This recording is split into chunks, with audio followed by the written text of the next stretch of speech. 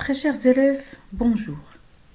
J'espère que vous allez bien, que vous êtes en bonne santé, ainsi que vos proches et parents. Nous y voilà encore pour une nouvelle révision pour l'unité didactique 3, qui porte sur le thème de l'environnement. Êtes-vous prêts? Allons-y. Nous avons vu dans cette unité la leçon de grammaire qui porte sur le titre de l'adjectif qualificatif.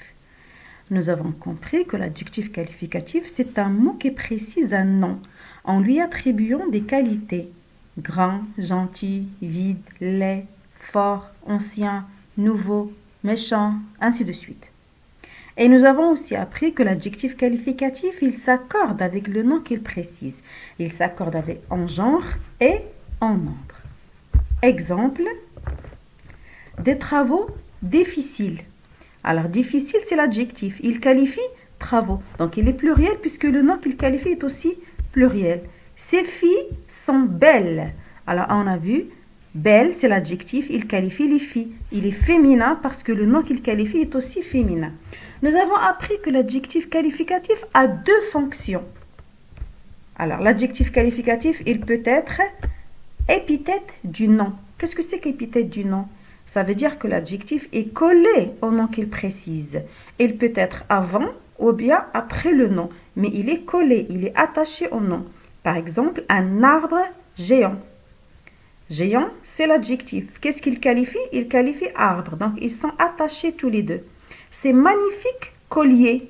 Collier magnifique, c'est l'adjectif. Il qualifie collier. Donc le nom et son adjectif, ils sont côte à côte. Donc c'est un adjectif épithète. La deuxième fonction de l'adjectif est l'attribut. Donc l'adjectif qualificatif attribut, il est attribut du sujet. Ça veut dire quoi? Il qualifie le sujet. Alors, il est séparé du nom ou du pronom qu'il précise par un verbe d'état. Donc, nous allons apprendre que l'adjectif qualificatif attribut, il est séparé par le nom qu'il qualifie par un verbe d'état, pas n'importe quel verbe. Les verbes d'état sont être, paraître, sembler, devenir, rester, avoir l'air, passer pour, demeurer, ainsi de suite. Par exemple, vous avez l'air fatigué. Fatigué, c'est l'adjectif. Qu'est-ce qu'il qualifie? Il qualifie vous. Est-ce qu'il est à côté du pronom qu'il qualifie? Non, il est séparé par un verbe d'état qui est avoir l'air. Donc c'est un adjectif attribut. Ces élèves sont intelligents. Alors intelligent, qu'est-ce qu'il qualifie? Il qualifie ses élèves. Donc il est séparé par le nom qu'il qualifie par un verbe d'état qui est le verbe être. Nous allons maintenant faire une petite révision pour la comparaison. Alors pour comparer, nous avons deux parties. Nous pouvons utiliser un comparatif ou un superlatif. Quand est-ce qu'on utilise un comparatif? On utilise un comparatif quand on compare entre deux éléments. Je vous donne un exemple. Si je veux par exemple comparer deux éléments au niveau de l'adjectif. Alors, je suis plus fort que toi. Ou bien, je suis aussi fort que toi. Ou bien, je suis moins fort que toi. Donc ici, l'adjectif, il vient après les mots de comparaison. Et les mots de comparaison sont plus, c'est un comparatif de supériorité, aussi c'est un comparatif d'égalité, et moins c'est un comparatif d'infériorité. Si je veux comparer au niveau de l'adverbe, du verbe, je dis je travaille plus que Pierre. Je travaille autant que Pierre, je travaille moins que Pierre. Ici, quand je veux comparer le verbe, je le mets avant les adverbes de comparaison.